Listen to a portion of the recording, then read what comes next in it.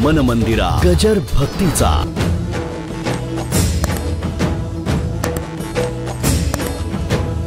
तेव्हा नाथांना कोणीतरी म्हणालं, काय तुम्हाला सुंदर बायको मिळाली? ते म्हणले, बाबा पांडुरंगाची कृपा आहे, तिच्यामुळे मी परमार्थामध्ये जास्ती एकरूप झालो. तुकाराम महाराजांना विचारलं, आपलं कसं काय? ते म्हणले, आमची भांडखोर आहे, तिच्यामुळे मी परमार्थात जास्ती ओढलो गेलो. आता मी काय म्हणतो, तुम्ही मी दोन्ही संत तुम्हाला सांगितले. आता तुम्हाला जे पाहिजे ते तुम्ही ज्याच्यात बसाल ते घ्या. नाथांच्यात बसत असाल तर आनंदच आहे, तुकाराम महाराजांच्या बरोबर बसाल तरी आनंदच आहे. कारण शेवटी दोघाची, नाथाची आणि तुकाराम महाराजांची पांडुरंगाच्या देवळात गाठ पडली. गाठ पडली कुठे? गाठ पडली.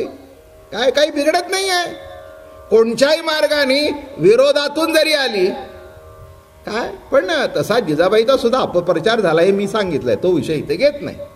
पण महत्वाचा भाग असा आहे की कोणत्याही निमित्ताने का होईना, स्नेहे द्वेषे अथवा वैरे दृढ ध्यान जेणे होय, म्हणून राक्षसांनी मारामारी करण्याकरता आले, कृष्णाला मारण्याकरता आले, तरी त्यांना मुक्ती मिळाली, हा सिद्धांत आहे. आणि म्हणून पुढे आपण जरा जाऊया. काय झालं? ह्या सगळ्या रासक्रीडा लीला संपत आल्या आणि आपल्याला कालच सांगितलं होतं की गोपिकांनी कात्यायनी वृत्त केलं होतं. आपण हळूहळू आता रासलीलीच्या जवळ येत चाललोय. कात्यायनी वृत्त केलं की भगवान पती मिळावा. एक लक्षात घ्या, इथे पुरुष आणि स्त्री हा भेद नाही आहे. मूळ स्वरूपामध्ये सर्व विश्व हा स्त्रीच आहे, परमात्मा पुरुषोत्तम एकच आहे. प्रतिती जीव, प्रत्यय रूप परमात्मा. सिद्धांत काय सांगितला? प्रतिती जीव आणि प्रत्यय रूप परमात्मा. याच्याकरता एक कथा छोटीशी आहे. मीराबाई आणि वृंदावनामध्ये आल्या आणि रूप गोस्वामीच्या दर्शनाला त्यांनी जायचं ठरवलं. आता ते गोस्वामी होते, रूप गोस्वामी, ते काही बायकांना भेटत नव्हते. आणि मीराबाईने निरोप पाठवला की महाराज मला आपलं दर्शन घ्यायचं आहे. ती यायचं कळल्यावर तिने त्या झोपडीचं दार बंद करून घेतलं. निरोप पाठवला आपल्या शिष्याजवळ, जाऊन सांग मीराबाईला मी बायकांचं दर्शन घेत नाही आणि मी बायकांना भेटत नाही. अरे बाप, ती मीराबाई अशी आली होती येताना हात जोडून. ती अशी उभी राहिली. ते म्हणले, काय बोलतोस बाबा बेटा, क्या कहते हो? आपके गोस्वामी क्या कहते हैं? ते म्हणे असं असं म्हणतात की मी बायकांना दर्शन देत नाही.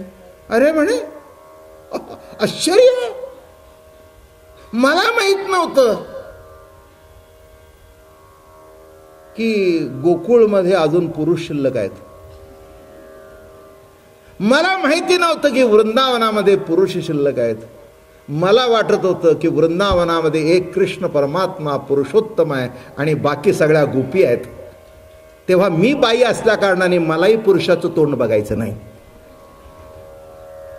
सिद्धांत कळला का? हा, मलाही पुरुषाचं तोंड बघायचं नाही आहे. मी एका गोपीला भेटण्याकरता आले होते. एवढं म्हटल्याबरोबर खाडकन दार उघडलं गेलं. अले माय मीरा, तू मेरी माता है. बरं झालं म्हणे दार माझ्या झोपडीचं उघडलं नाही तर माझ्या हृदयाचं दार उघडलं गेलं. मला माहिती नव्हतं म्हणे या वृंदावनामध्ये एवढे पुरुष जिवंत आहेत.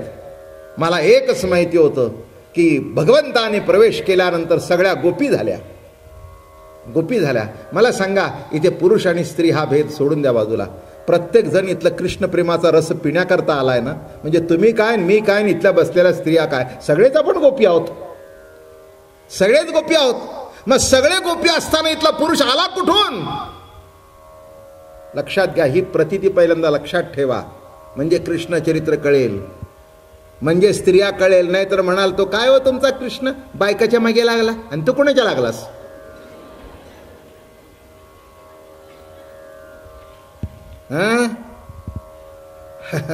तुझा जन्म सुद्धा आपले हे तीर्थरूप बायकाच्या मागे लागल्या म्हणूनच झाला ना. माफ करा मला. हां, असं आवासावा बोललेलं मलाही खपत नाही. कोणालाही काही बोलून जमत नसतं. कशाला बाईची निंदा करता? बाईची निंदा करण्याचं कारण आहे का काही? तुम्ही वाईट दृष्टीने बघता म्हणून तिचा त्याग करावा म्हणता. ती जर तुमच्या कुलाची वृद्धी तिच्यामुळे होते तर तिला नावं ठेवण्याचं कारण काय? नाही का? प्रत्येकाला वाटतं माझा वंश वाढावा, वंश वाढावा. का तो तुझ्या पोटात वाढणार आहे का? काय विज्ञानाने सध्या काही होईल बरं का पुढच्या काळात.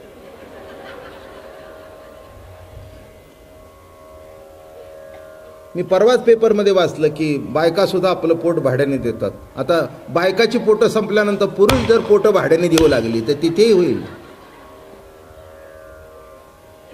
अवघड आहे. जरा नीट पेपर वाचत जा म्हणजे याही माहित्या मिळतील. आम्हाला वाचावं लागतं, हे उपयोगी पडतं मला इथे प्रवचन.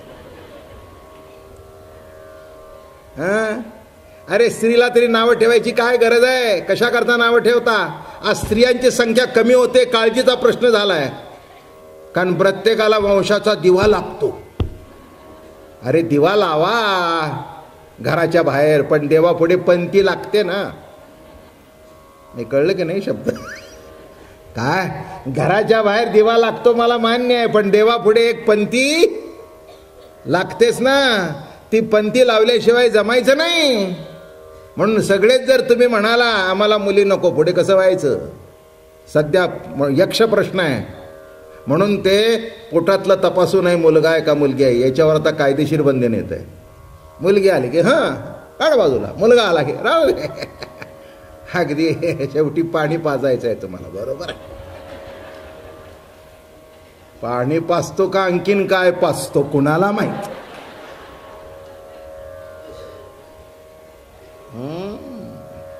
माझं बोलणं तुम्हाला ऐकायला जड जात असेल ना? जड जायचं कारण काय? इथे अनुभव घेतलेले बरेच बसलेत की.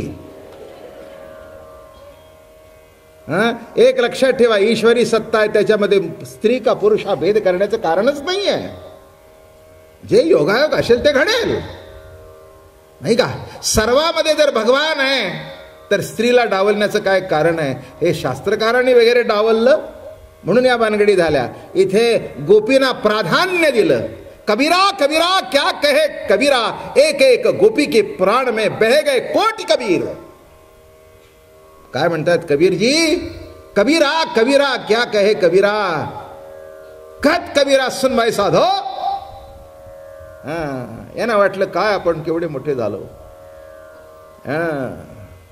आणि जेव्हा गोकुळामध्ये गेले, वृंदावनात गेले, सगळा तिथली लीला बघितली, मग म्हणाले हे कबीरा कबीरा कबीरा क्या कहे कबीरा. अरे काय कबीर म्हणे, कहत कबीरा. अरे काय काय मिजाज मारतोस? एक एक गोपी के प्राण में बह गए कोटी कबीर. आमच्या पंढरपूरला सुद्धा जनाबाईंनी त्यांना धडा शिकवला, माहितीये का तुम्हाला?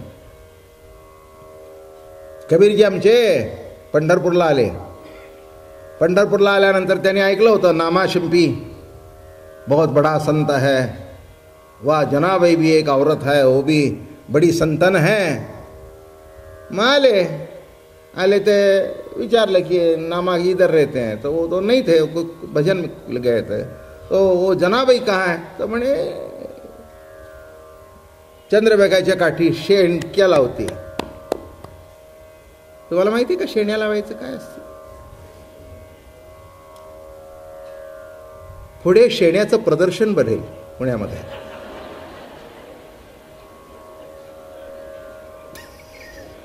काय चुकत संपलं नाही का? पूर्वी मी तुम्हाला महिलांच्या करता म्हणून सांगतो, पूर्वीच्या काळी बायका भाकरी थापायला शेण्यावर शिकायची. त्या पोरी असं घेऊन जायचे आणि मग त्या शेणाचे गोळा जमा करायचे आणि असं करायचं. हा पहिला धडा, लेसन नंबर 1. आणि आणि मग ती अशा शेण्या थापायच्या आणि त्याचंच खतही होतं, चुलीला सरपणी होतं. अजून सुद्धा बघा सोनाराकडे ते झाळ करताना ती पूर्वी अशी ती गौरीच असायची. आणि शेवटी सुद्धा डोक्याला 3 पायाला 3. अरे वा, हेही माहिती आहे का तुम्हाला? गौऱ्याच लागतात. तेव्हा ते अशी जनाबाई आमची, आणि तिथे ते वेचत होती. आता ओघाने बाईचं आलं म्हणून बाईचंच सांगतो, मजेशीर आहे कथा. आणि ते वेचत होते. तितक्यात काय झालं, कोणीतरी सांगितलं जनाबाई, आणि ती दुसरी बाई, ती काय झालं की शेण्या थापायच्या आणि वेचताना ज्या गोळा करायच्या खांड, ते ठरलं होतं की निम्मा 50-50%. तूही उचलायचं, आपण मिळून करायचं. पूर्वीच्या काळी सगळे बायका एकत्र करत होत्या. हे जेव्हा वाडा संस्कृती होती पुण्यामध्ये, जुन्या बायकांना माहिती असेल, पापड मिळून करायचे, लोणची मिळून करायची. मग 7-8-10 बायका पापड लाट, अमकी लोणची कर, अमकं तमकं. आता असं काही नाही. लिज्जत आलं. पुढचं तुम्हाला आता माहिती आहे. अशोकराव या लिज्जतनी या बायकांची इज्जत घालवली. हो, काय इज्जतीचा नवीन शब्दात सांगतो, फालुदा झाला. काय त्या एकाही बाईला सध्या पापड लाट म्हटलं तर तिला जमतच नाही. नवरा सुद्धा म्हणतो कशाला त्रास घेतो, खाली जा, लिज्जत आहे, अमकाय तमकाय, घेऊन आले की झालं, भाजला की काय अवघड आहे सध्या. तेव्हा आता या काळामध्ये आम्हाला तुम्हाला ते शेणा खांड सांगायची पाळी आली. आणि मग ती उचलली, निम्मे निम्मे वाटे झाले. जनाबाई म्हणली, हे बघ, आमचा 3रा वाटा काढ. अरे वा, 3रा वाटा. आता काय शेवटी ए जने म्हणाली, लई मोठी अभंग बिगमंग करतीस आणि खोटी बोलतीस. ते म्हणले, खोटे वेळ बोलत नाही, माझा 3रा. अगं म्हणले, 3रा कसा, आपण दोघं, 3रं कोण? अगं म्हणले, माझ्या बरोबर माझा पांडुरंग वेचतोय. काय म्हणली, इटाल करतेस, बनवागिरी करते, देव कुठे शेणी वेचायला येतो काय? तुम्ही एक लक्षात घ्या, तुम्ही परमार्थ करतात ना, पुष्कळशी म्हणजे हा गुन्हा करतात इतराच्या दृष्टिकोनातून. कारण ते सुनवायला होतं. एखादी बाई इथे येतात की उशिरा गेली की नाही, काय बोलली की नाही, हेच ऐकून आला का तिथून?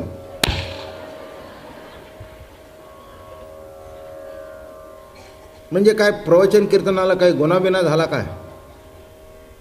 पुरुष इथे आला की घरची ती बाई चोलते, आम्ही बऱ्या.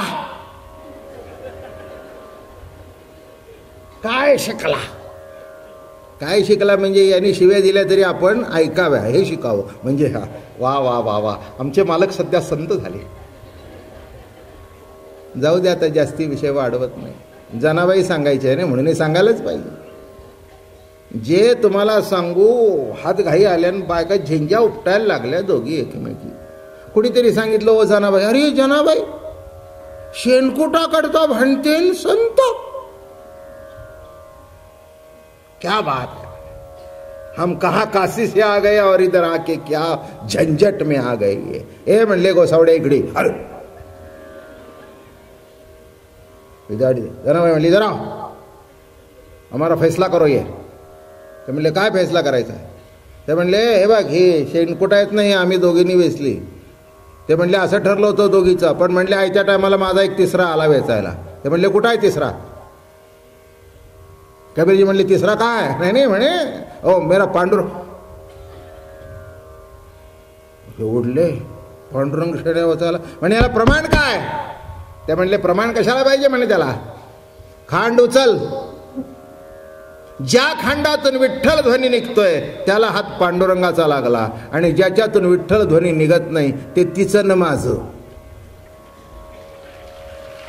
ते तिचं आणि माझं. आणि काय तुम्हाला सांगू, कबीरजीने असं उचललं, पहिलं गेलं, दुसरं गेलं, 3रा विठ्ठल. अरे बापरे, विठ्ठल विठ्ठल विठ्ठल विठ्ठल विठ्ठल विठ्ठल विठ्ठल. ते म्हणले, आप जनाबाई?